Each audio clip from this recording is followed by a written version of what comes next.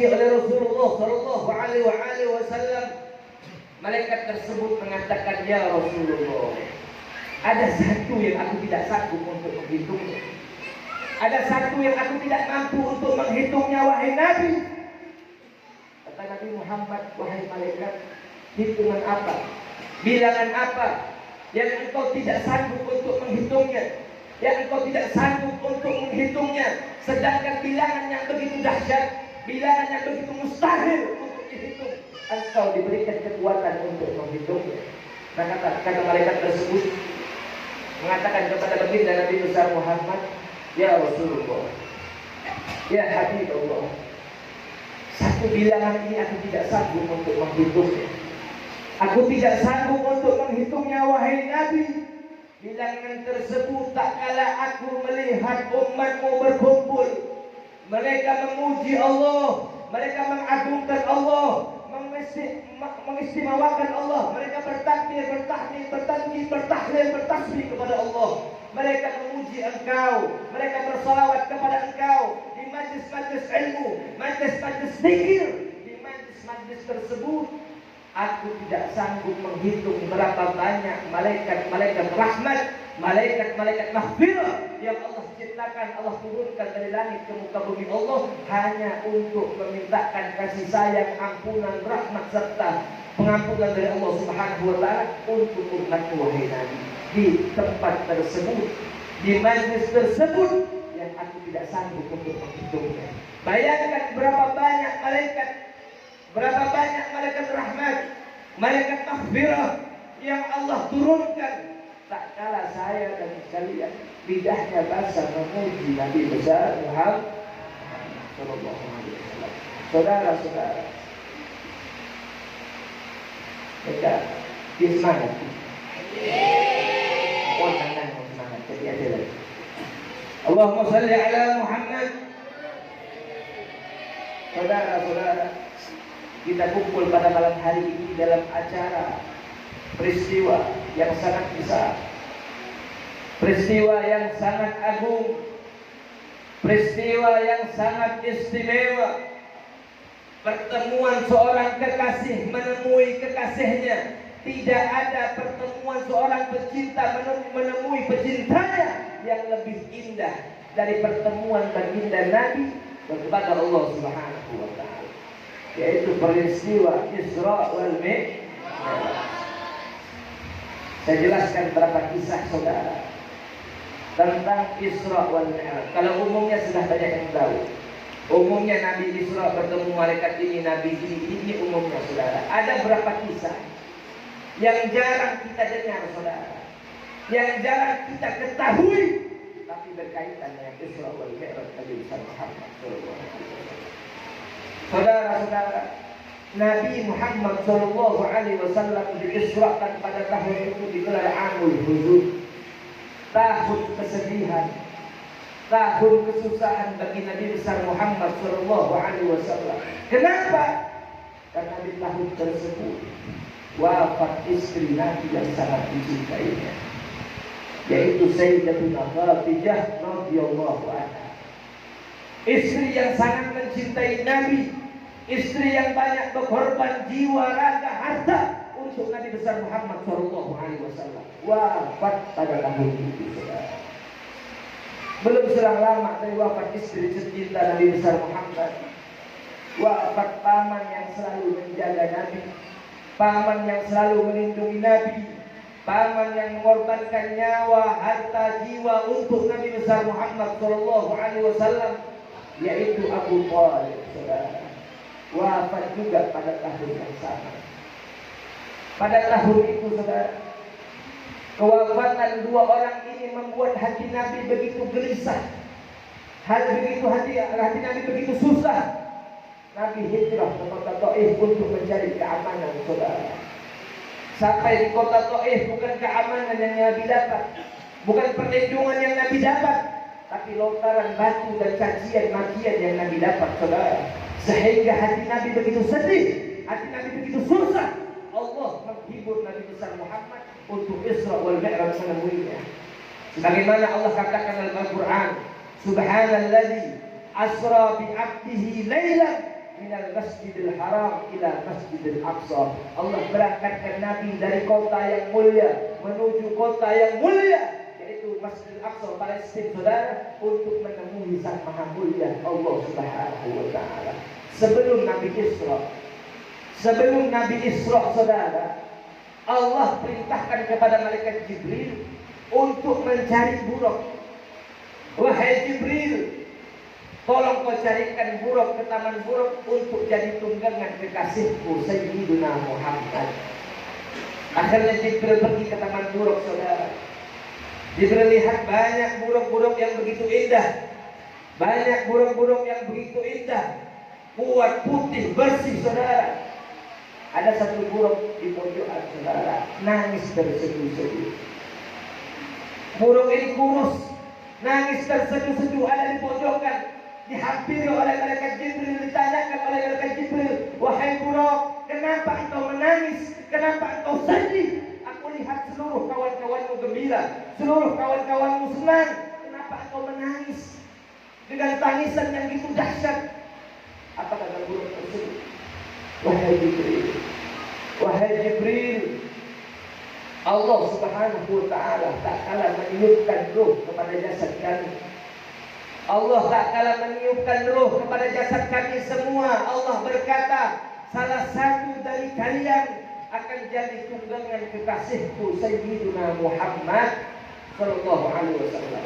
Maka semenjak itu, wahai Jibril, semenjak itu aku menangis, aku sedih, aku berharap akulah buruk yang jadi tunggangan baginda Nabi besar Muhammad sallallahu alaihi wasallam. Karena kecintaan seekor buruk, karena kecintaan yang luar biasa dari seekor buruk, saudara, Allah perintahkan Jibril untuk jadikan itu buruk tunggangan kekasihnya Sayyidina Muhammad sallallahu alaihi wasallam. Perjalanan, saudara, menuju ke Sidratul Muntaha. Hampir sampai ke Sidratul Muntaha, Allah perintahkan seluruh malaikat untuk berdiri menghormat baginda Nabi besar Muhammad, untuk berdiri menyambut kekasihnya Sayyidina Muhammad sallallahu alaihi wasallam. Tak kalah hampir sampai baginda Nabi, hampir sampai Rasulullah sallallahu alaihi wasallam, ada satu malaikat yang tidak berdiri, saudara. Tak kalah seluruh malaikat berdiri menyambut Nabi, ada satu malaikat yang tidak berdiri, yang tidak sempat berdiri. Karena tidak sempat berdiri, Allah panggil itu malaikat menghadap Allah Subhanahu wa taala.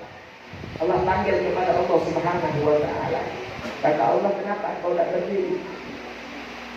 Hamba tidak sempat untuk berdiri menyambut Nabi besar Muhammad. Karena tidak sempatnya seorang malaikat, Allah patahkan dia punya sayap, saudara. Allah patahkan dia punya sayap, Allah simpan di tempat yang sangat jauh, tempat pengasingan, saudara.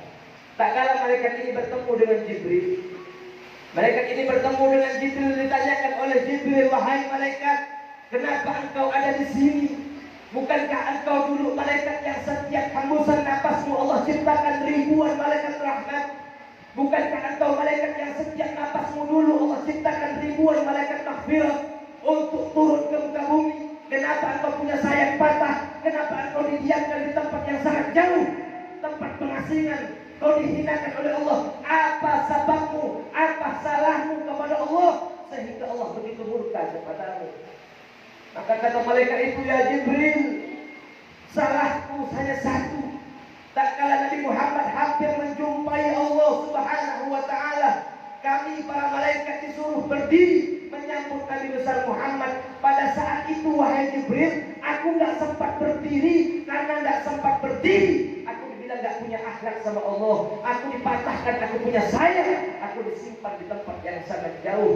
Malaikat, saudara, yang tidak pernah bermaksiat, yang tidak pernah berbuat dosa, malaikat yang situ mulia, yang setiap napasnya menjadi malaikat rahmat, setiap napasnya menjadi malaikat maghfirah. Karena tidak punya adab sama Nabi, Allah patahkan, Allah hinakan, saudara. Terus kita bayangkan, kalau malaikat yang begitu mulia karena nggak punya adab sama Nabi, Allah patahkan sayapnya. Bagaimana kalau saya dan kalian yang nggak punya adab sama Rasulullah SAW?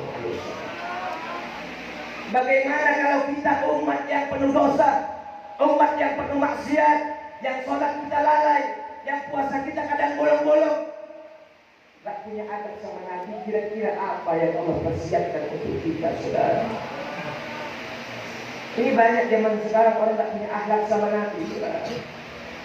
Gak punya akhlak sama sunnah-sunnahnya Nabi, sama syariat Nabi, bahkan sama anak cucunya baginda Nabi Muhammad sallallahu alaihi wasallam. Kalau kita lihat, kita punya negeri, saudara, negeri yang begitu besar, negeri yang paling banyak anak cucu Nabi Muhammad di dalamnya, negeri yang ditempati oleh anak cucu Nabi besar Muhammad di dalamnya. Mereka dihinakan, saudara, mereka dipenjara, saudara, dikriminalisasi, saudara, disiksa, dicaci, dimaki, turun balanya Allah Subhanahu wa Ta'ala. Ini di dunia.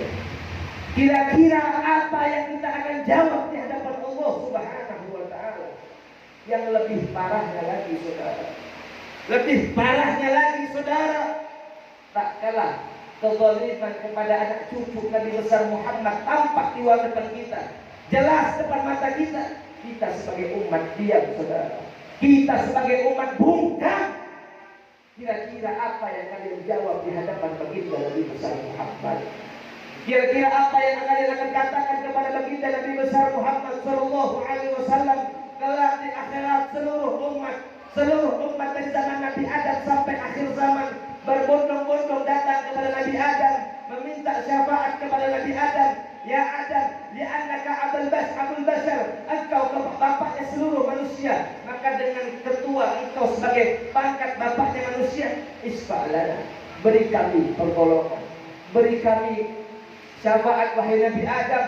Kami gak mampu panasnya mahsyar, kami gak mampu menahan panasnya mahsyar yang begitu luar biasa wahai Nabi Adam, maka dengan kasih sayangmu berikan kami pertolongan.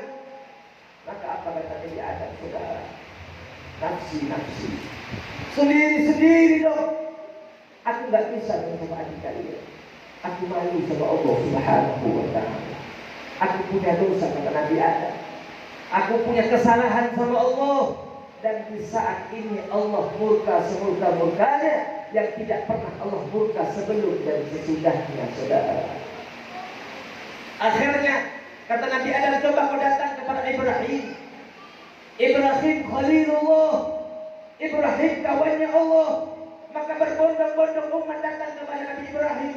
Ya Nabi anak Ibrahim, li'annaka Khalilullah, engkau kawannya Allah, begitu dekat engkau kepada Allah, maka pada saat ini berikan kami pertolongan, berikan kami bersyafaat wahai Nabi Ibrahim, karena kedekatan engkau kepada Allah Subhanahu wa Ta'ala. Apa kata Nabi Ibrahim?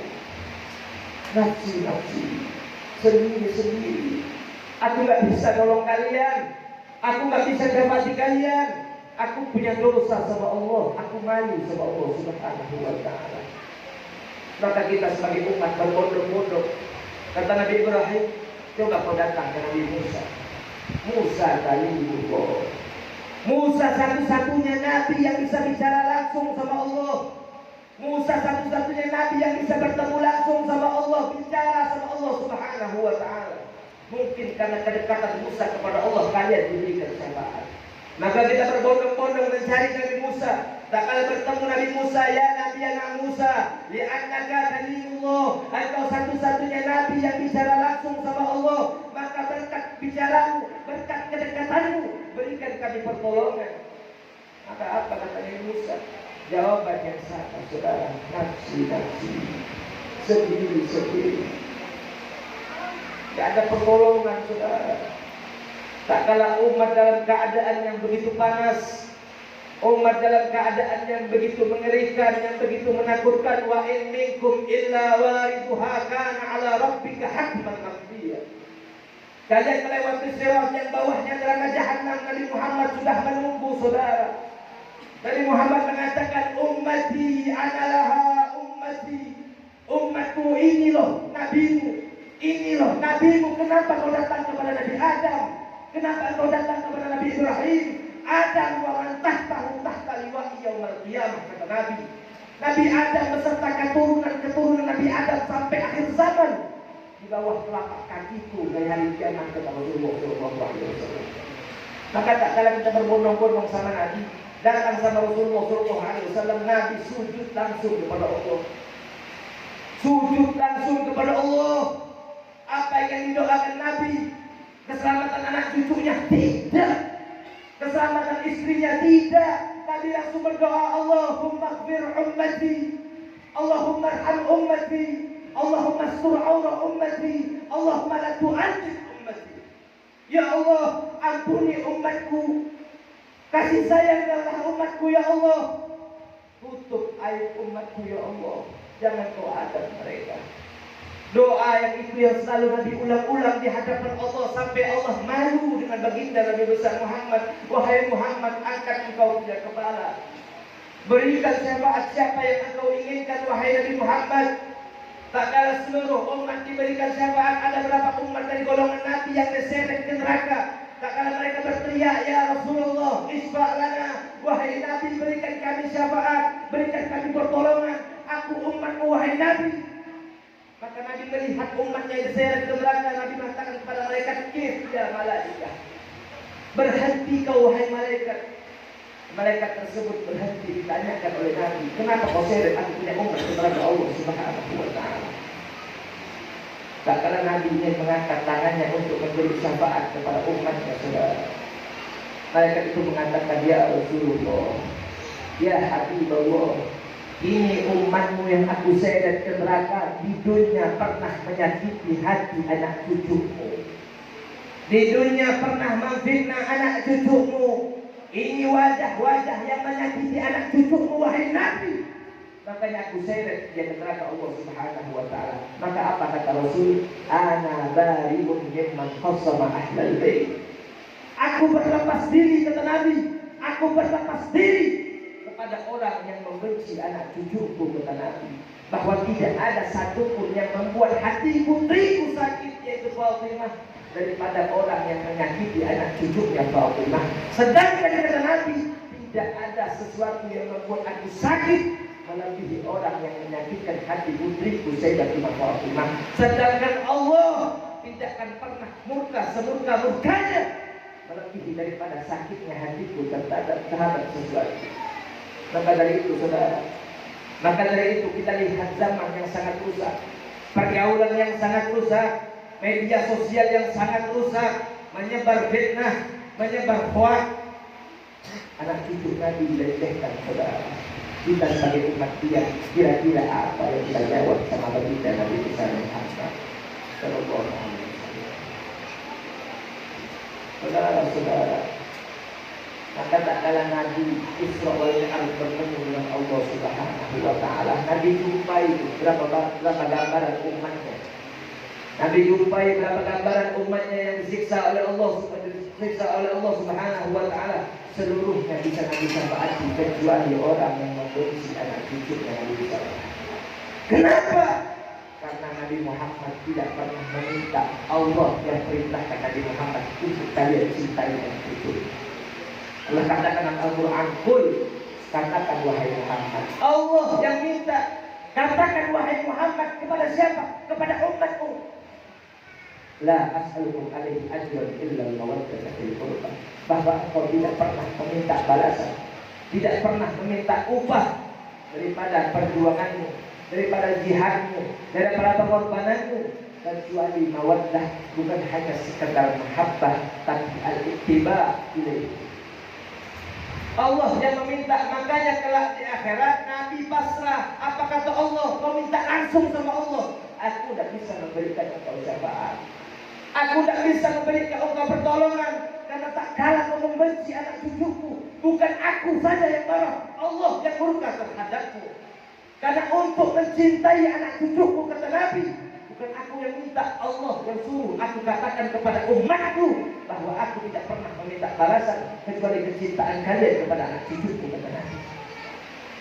Ini orang zaman sekarang banyak kurang ajar sama Nabi Muhammad, kurang ajar sama syariat Nabi, yang halal diharamkan, yang haram dihalalkan. Banyak sudah merusak akidah daripada akidah Nabi besar Muhammad. syariat-syariat daripada syariatnya Nabi Muhammad. Dan luar biasanya saudara, orang tua zaman sekarang lebih takut anaknya kelaparan daripada anaknya buta Al-Quran. Orang tua zaman sekarang lebih takut anaknya melarat daripada anaknya buta syariat.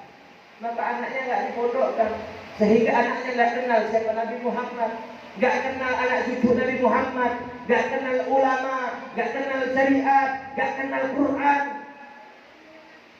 Maka nggak heran pergaulan zaman sekarang rusak. Pergaulan zaman sekarang banyak anak-anak muda yang mabuk, yang berzina, yang membunuh. Nggak heran saudara, karena perusakan zaman sekarang itu luar biasa.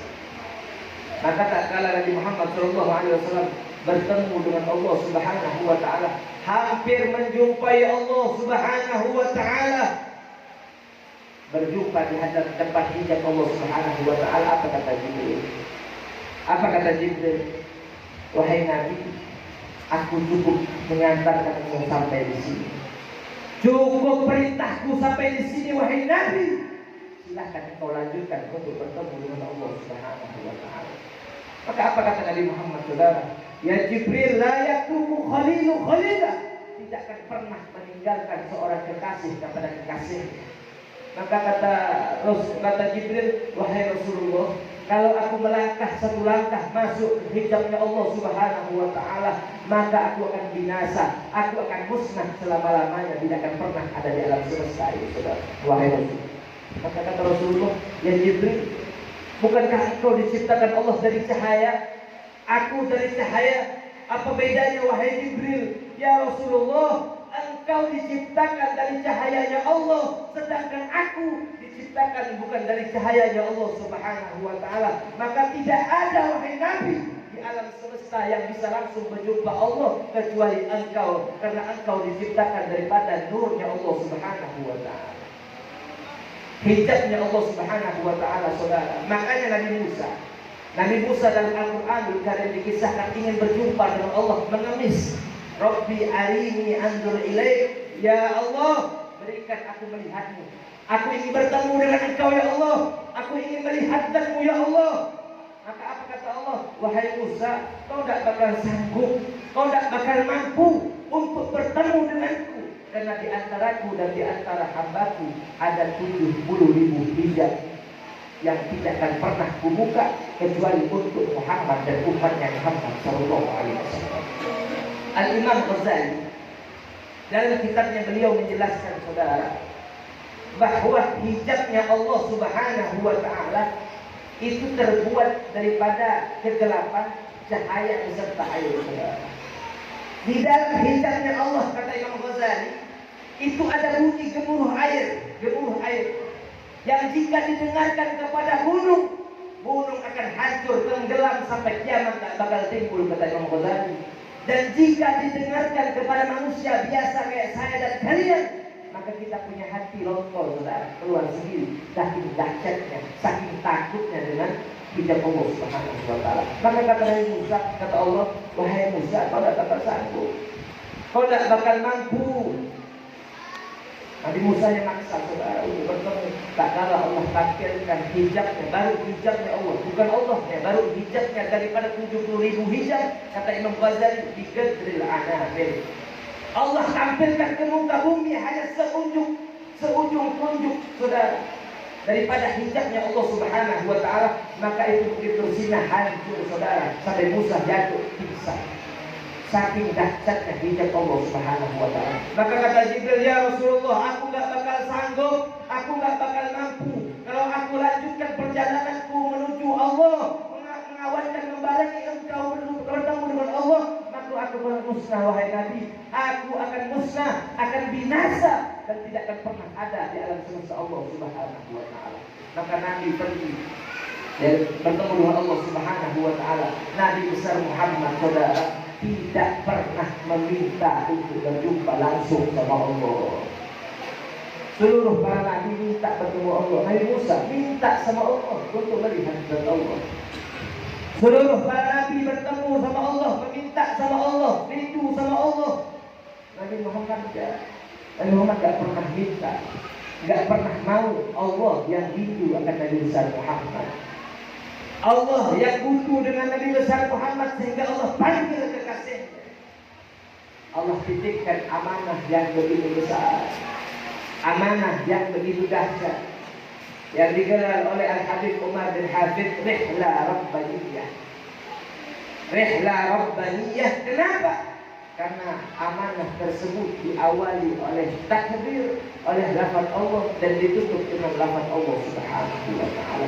Dan tidaklah kata Habib Umar di antara keduanya, yaitu pujian, tahmid, tanjid, tahlil kepada Allah Subhanahu wa ta'ala. Rihla Rabbaniyah, amanah yang begitu besar, amanah yang begitu agung, yang dibawakan untuk umat baginda Nabi Muhammad sallallahu alaihi wasallam. Amanah tersebut yaitu saudara-saudara, Allah segala memerintahkan kita sebagai umat Muhammad untuk berhaji. Allah cukup lewat Al-Quran.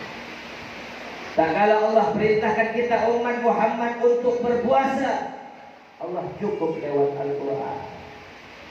Tak kala Allah perintahkan kita umat Muhammad untuk berzakat, Allah cukup lewat Al-Quran. Tak kala diperintahkan untuk berjihad, Allah cukup lewat Al-Quran. Tak kala diperintahkan untuk bersedekah, Allah cukup lewat Al-Quran.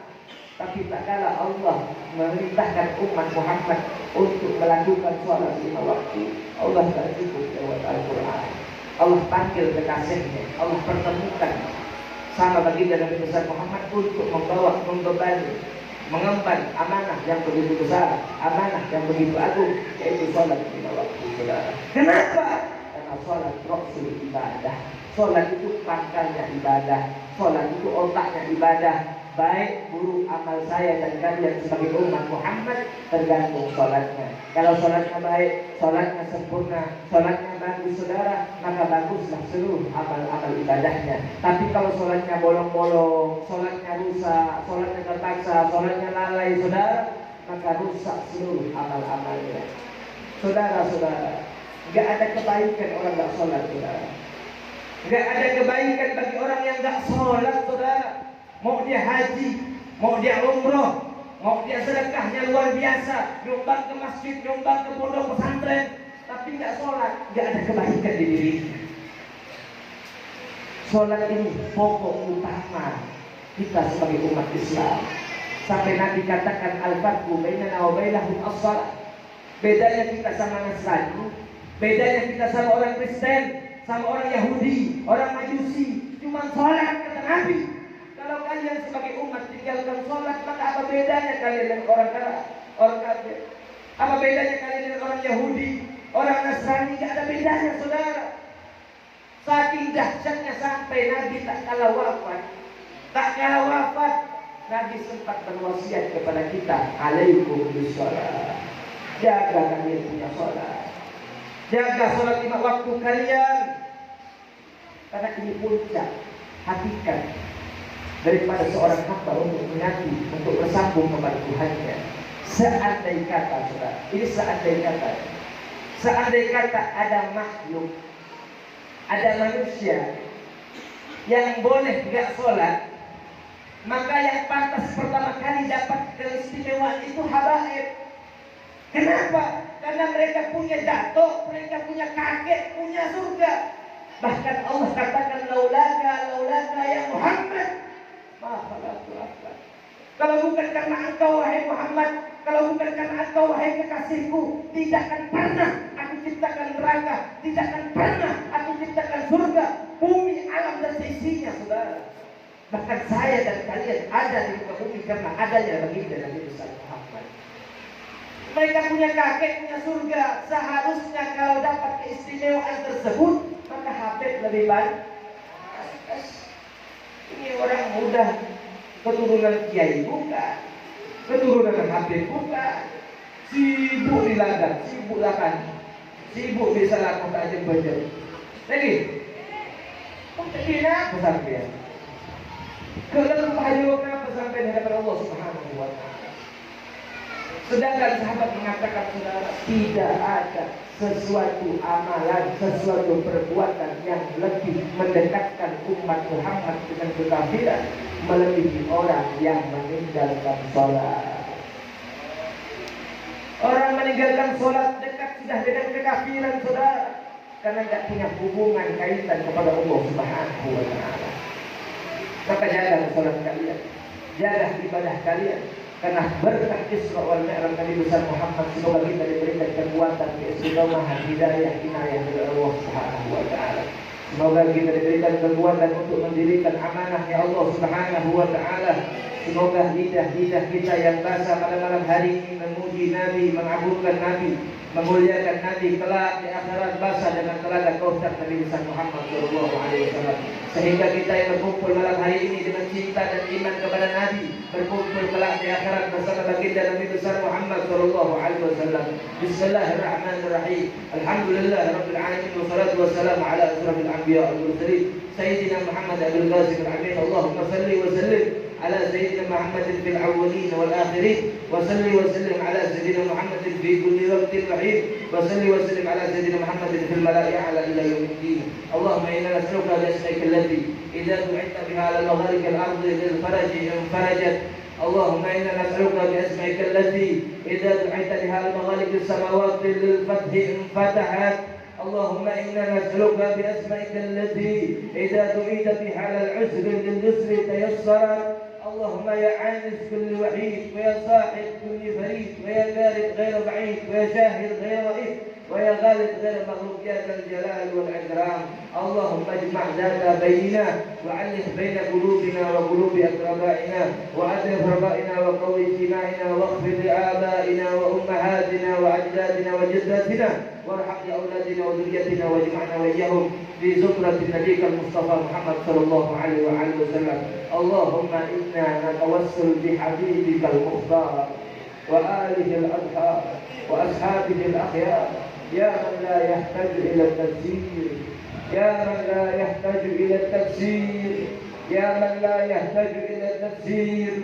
اقض حاجاتنا يا الله، اقض حاجاتنا يا رب من هوائج الدنيا وأخرانا. يسر لنا أمورنا يا الله من أمور دنيانا وأخرانا، وطول أعمارنا يا الله، وأعمار والدينا، وأعمار مشايخنا ومعلمنا وأصحابنا وأحبابنا يا رب. وصح أجسادنا وأجسادهم، وأفتح ألسنتنا وألسنتهم لقراءة القرآن والحديث ولقول لا إله إلا الله محمد رسول الله صلى الله عليه وسلم في آخر حياتنا يا الله. اللهم أحينا بالإسلام والسنة، وتوفنا بالإيمان والتوبة. وصلى الله على سيدنا محمد النبي الأمي وعلى آله وصحبه وسلم، والحمد لله رب العالمين. Saudara-saudara yang dimuliakan Allah, setiap segala sesuatu kekayaan yang kaya selain Allah miskin, saudara. Dialah Allah, Zat yang merajai dari setiap segala sesuatu raja. Yang raja selain Allah mudah, saudara, hamba, saudara. Dialah Allah, Zat yang maha kuat, Zat yang maha bijaksana. Yang bijaksana, yang kuat selain Allah lemah, tidak ada daya, saudara. Dan dialah Allah yang mana jika seluruh umat dari awal zaman sampai akhir zaman berlaku amal baik, amal soleh, tidak akan pernah menambahkan sedikit pun kemuliaan dan keagungan di sisinya. Dan dialah Allah yang mana jika umat dari awal zaman, zaman Nabi Adam sampai akhir zaman melakukan kejelekan, melakukan dosa, melakukan kemaksiatan, mungkaran, dolalat, tidak akan pernah mengurangkan sedikit pun daripada keagungan dan kemuliaan Allah Subhanahu wa Ta'ala. Dialah Allah, saudara, yang telah melihat kita pada malam hari ini dengan penglihatan rahmat, penglihatan kasih sayang, penglihatan maghfirah, penglihatan ampunan berkah Sayyiduna Muhammad sallallahu alaihi wasallam. Saudara-saudara, kita diberikan oleh Allah Subhanahu wa Ta'ala nikmat yang begitu besar, nikmat yang begitu agung. Nikmat apa tersebut? Nikmat tersebut adalah nikmat hidayah. Tanpa hidayah, tanpa inayah, tanpa pertolongan dari Allah, jangankan yang jauh dari Pontianak, jangankan yang jauh dari mana-mana datang ke tempat ini, yang dekat saudara tidak sanggup datang kalau bukan hidayah dari Allah Subhanahu wa taala.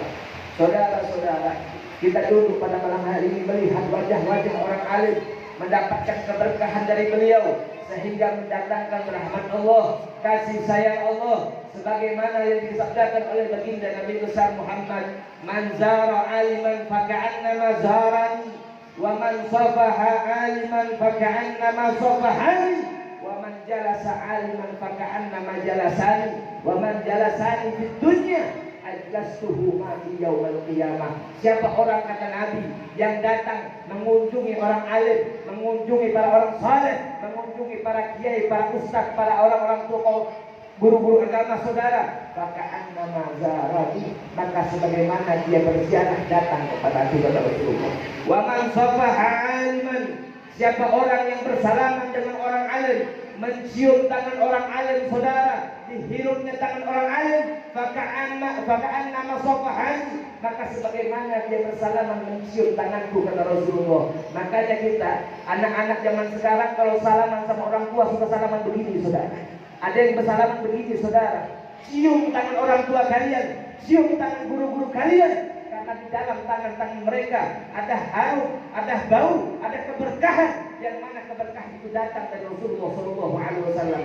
Saudara-saudara, Rasulullah katakan, "Man jalasa aliman," yang duduk, yang kumpul bersama orang alim, kumpul bersama kiai, kumpul bersama ustaz, kumpul bersama tokoh-tokoh masyarakat, tokoh-tokoh agama, maka annama jalasani, maka sebagaimana dia duduk bersama kata Rasulullah. Faman jalasani fid dunya ajlastuhu ma'i yaumal qiyamah. Siapa orang yang pernah duduk bersamaku di dunia, maka akan telah duduk di akhirat bersamaku di surga Allah Subhanahu wa taala.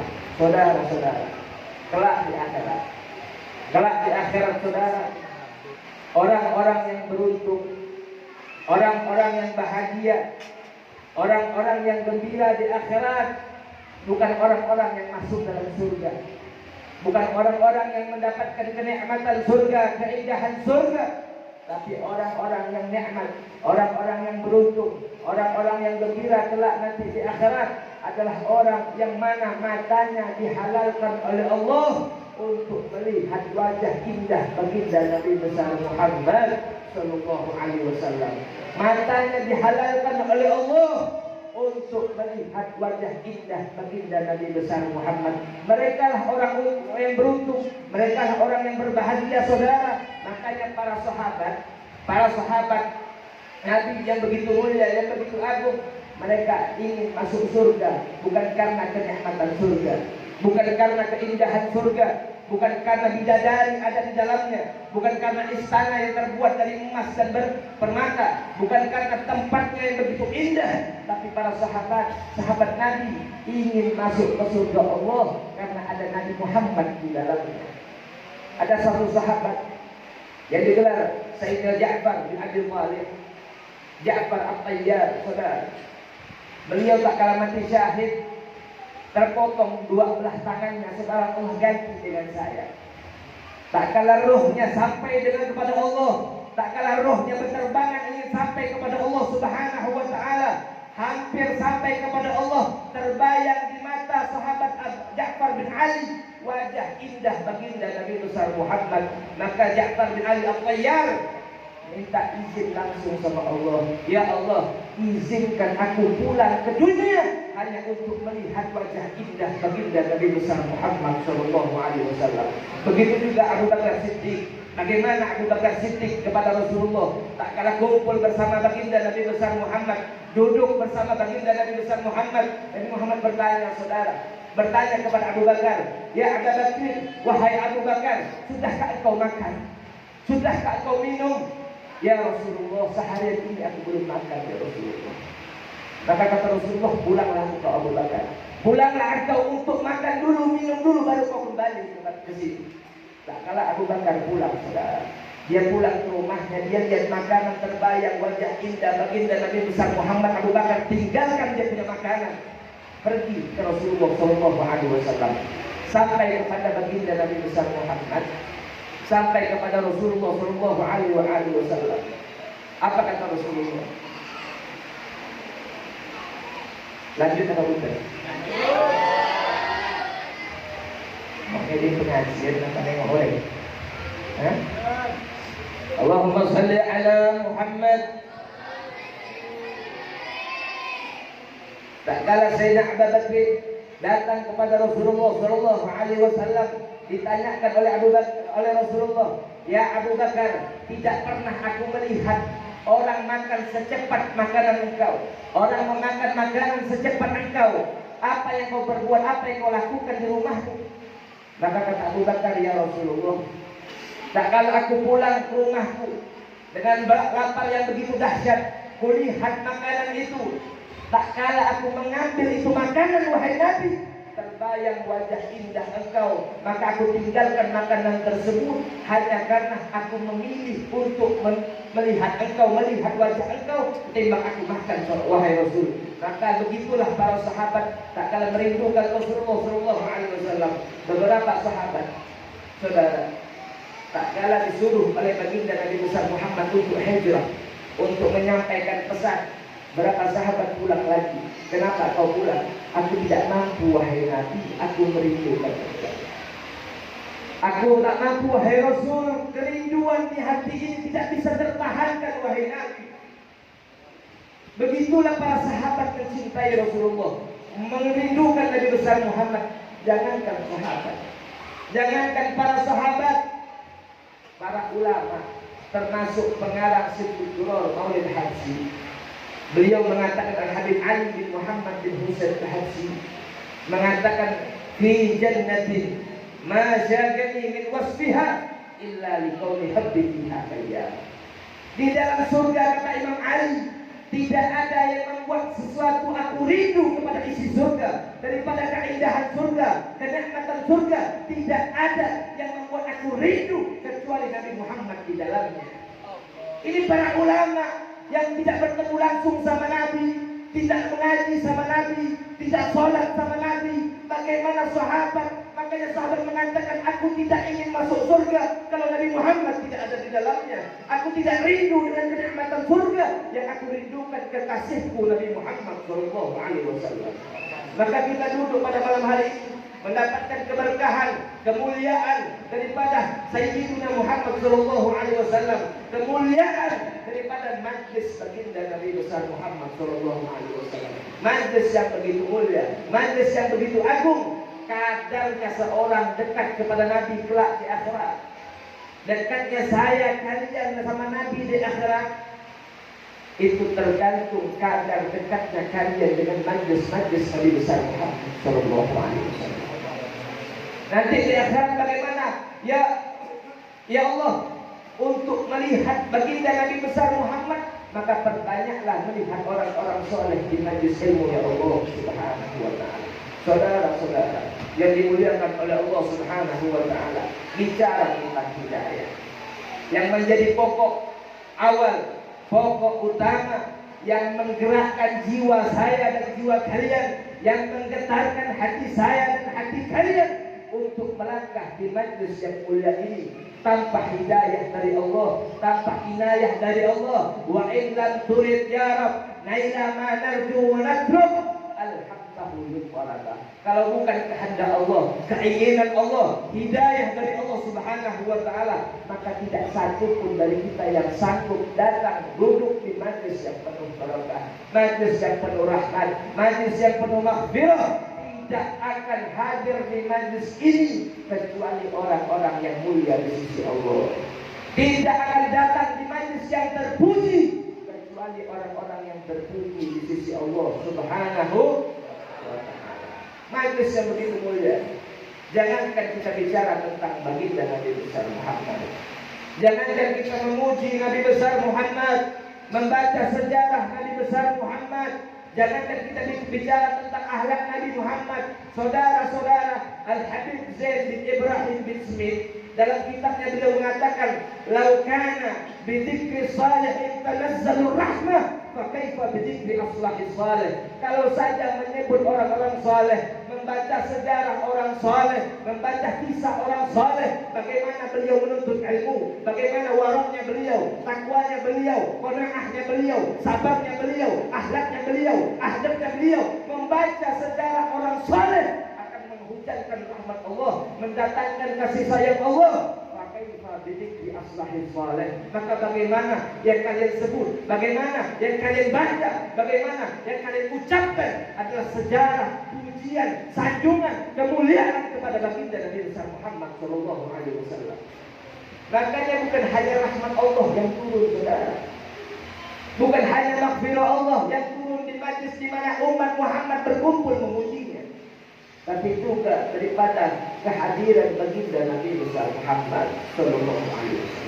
Al-Imam Ali mengatakan, "Mari majlis, tidak ada suatu majlis," kata beliau, "yang dibacakan pujian di dalam majlis tersebut kepada baginda Nabi besar Muhammad, yang dibacakan sanjungan kepada baginda Nabi besar Muhammad Sallallahu Alaihi Wasallam, illa ista'dana rabbahu." Minta izin langsung Nabi besar Muhammad kepada Allah. Minta izin untuk apa, saudara? Minta izin untuk dihuduri hadratil maudi, dihuduri hadratil majlis, untuk duduk datang di majlis tersebut, untuk duduk datang di majlis di mana umat yang memujinya, umat yang menyanjungnya, umat yang mengagungkannya, umat yang memuliakannya. Nabi minta izin langsung turun bersama malaikat Jibril dan bersama para aulia, duduk di majlis tersebut untuk mendatangkan rahmat Allah, kasih sayang Allah Subhanahu wa taala. Kata Habib Ali, wa bi hudurihi, sebab hadirnya baginda, sebab datangnya baginda Nabi besar Muhammad, hadarat arwahul anbiya wal auliya, maka hadirlah seluruh arwah-arwah para nabi, arwah-arwah para rasul, saudara. Duduknya kita di pada malam hari ini dihadiri, didatang oleh baginda Nabi besar Muhammad. Dengan hadirnya baginda Nabi besar Muhammad, hadirlah arwah-arwah para rasul, arwah-arwah para nabi, arwah-arwah para aslafun salih. Saudara-saudara, dengan hadirnya baginda Nabi besar Muhammad, rahmat Allah turun, keberkahan dari Allah turun, sehingga tidak saya dan kalian keluar dari ini majlis kecuali dosa-dosa kita diampunkan oleh Allah.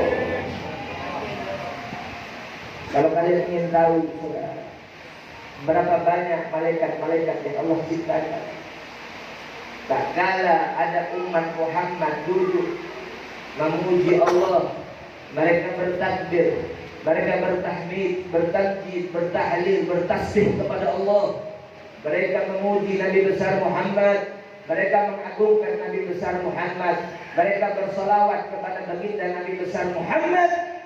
Dikisahkan dalam kitab Muhadaratu Haulal Isra wal Mi'raj, Nabi Muhammad Sallallahu Alaihi Wasallam tak kala Isra berjumpa dengan Allah Subhanahu wa taala, di perjalanan, saudara, Nabi bertemu dengan malaikat, yang mana malaikat ini memiliki 1000 tangan. Setiap tangan malaikat tersebut memiliki 1000 jari. Ditanyakan oleh baginda Nabi besar Muhammad, ditanyakan oleh Rasulullah Sallallahu Alaihi Wasallam, wahai malaikat, apa tugasmu dari Allah? Apa yang Allah perintahkan untukmu? Apa yang Allah tugaskan untukmu? Sehingga Allah menciptakan engkau dengan memiliki 1000 tangan, dan setiap tanganmu memiliki 1000 jari. Apa kata malaikat tersebut? Apa kata malaikat tersebut? Ya Rasulullah, ya Habibullah, aku ditugaskan Allah memiliki 1000 tangan, dan setiap tanganku memiliki 1000 jari. Aku ditugaskan untuk menghitung berapa banyak tetesan-tetesan hujan yang jatuh dari langit ke muka bumi Allah Subhanahu wa taala. Aku diperintahkan oleh Allah untuk menghitung berapa banyak tetesan hujan, wahai Nabi, dari langit jatuh ke muka bumi Allah Subhanahu wa taala. Akhirnya Nabi Muhammad bisa bertanya kepada malaikat tersebut. Ditanya oleh Nabi, wahai malaikat, apakah engkau tahu? Apakah engkau paham? Apakah engkau ngerti berapa banyak tetesan-tetesan hujan yang jatuh dari langit ke muka bumi Allah daripada zaman Nabi Adam sampai saat ini? Apakah engkau ngerti, wahai malaikat, berapa banyak hujan-hujan daripada tetesan-tetesannya yang jatuh dari langit ke muka bumi Allah dari zaman Nabi Adam sampai akhir zaman. Akhirnya mereka itu mengatakan, ya Rasulullah, ya Habibullah, walladhi nafsi biyadih, demi zat yang jiwaku, ragaku, nyawaku, kekuasaanku ada di tangannya. Aku bersumpah wahai Nabi, jangankan hujan, jangankan tetesan hujan yang jatuh dari langit ke muka bumi Allah dari zaman Nabi Adam sampai saat ini, bahkan setiap daunan, setiap ranting yang jatuh ke muka bumi Allah berdetiknya aku tahu wahai Nabi. Bersaatnya aku tahu wahai Nabi. Aku ngerti, aku paham berapa banyak tetesan-tetesan daun-daun yang jatuh di muka bumi. Kata-kata Nabi, sungguh luar biasa. Sungguh luar biasa kehebatan yang Allah titipkan kepada engkau. Sungguh keistimewaan yang luar biasa yang Allah berikan, kemampuan yang begitu luar biasa kepada engkau wahai malaikat. Maka hitungan mana, bilangan mana yang ada di alam semesta mengalahi, memenangi. Assalamualaikum warahmatullahi wabarakatuh.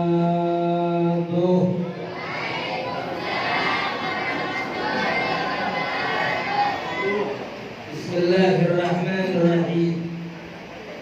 Bismillahilladzi la yadurru ma'a ismihi syai'un fil ardi wa la fis sama' wa huwas sami'ul 'alim. Subhanaka la ilma lana illa ma 'allamtana innaka antal 'alimul hakim.